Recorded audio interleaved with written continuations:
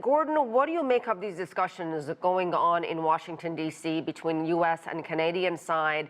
Is there any way to diffuse this trade or tariff war, if you will, and what needs to happen for the two sides to reach some kind of consensus or compromise?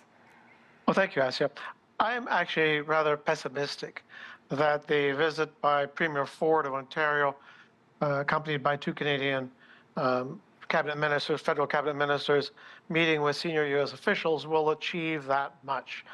My view is that there is one person pushing U.S. tariffs, one person only, and that is President Trump. There have been a back and forth, on again, off again, but at the end of the day, the tariffs seem to be on, not just on Canada, but on China, the EU, the whole world when it comes to steel and aluminum tariffs. I think that there'll be discussions, but I think we're a long way from any meaningful compromise on tariffs. How much damage do you think all this back and forth, as you mentioned, have done to the normally warm and unshakable relationship between U.S. and Canada? I mean, we're talking about Canada here, and we've heard what we heard from Canada's slated new Prime Minister, Mark Carney. He said the U.S. is a country we can no longer trust. I don't think many Canadians, Asieh, would disagree with Prime Minister-designate Carney's comment. I believe that confidence in the United States in political terms has been, and economic terms, has been severely shaken. It's not to say that confidence could never come back again, but it won't be an overnight thing. Even if, and I think this is unlikely, the U.S. were to remove all of the tariffs, Canadians are now, across the political spectrum, very wary of U.S. intentions, and particularly those of President Trump. Perhaps with a change of government, post-President Trump, there could be a thorough reset. But even then, I think Canadians will perhaps be leery about the degree of economic integration and economic dependence they've allowed to develop between Canada and the United States. And it's not just the tariffs. Again, in the Oval Office today, Donald Trump talked about Canada becoming the 51st U.S. state.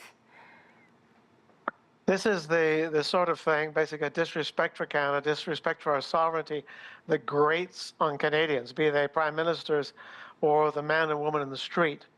Even the Prime Minister-designate, Mr. Carney, said one of his conditions, he'd like to sit down and meet with Mr. Trump, but that one of the conditions would be a question of mutual respect. In other words, an acceptance of Canadian sovereignty. Sovereignty is, after all, the bedrock of relationships between countries. It's the bedrock of diplomatic relations between countries.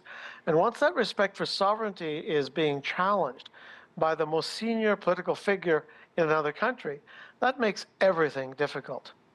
Donald Trump's argument, and I know you know this, he says, you know, U.S. has been ripped off for decades by its largest trading partners, and this is about bringing jobs back to America and evening out the playing field. Gordon, I mean, does he have a valid point here?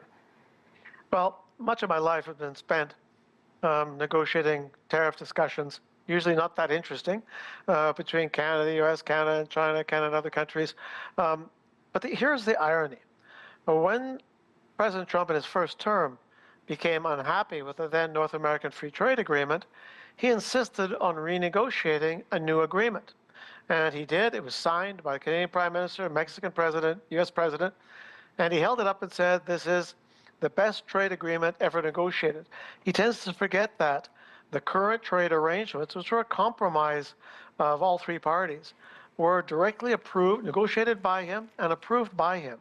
So I don't think there's a deliberate there's an amnesia on the part of the president regarding his personal responsibility for the current arrangements that are in place.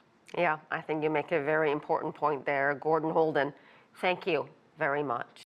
Thank you, Asieh. It's a pleasure.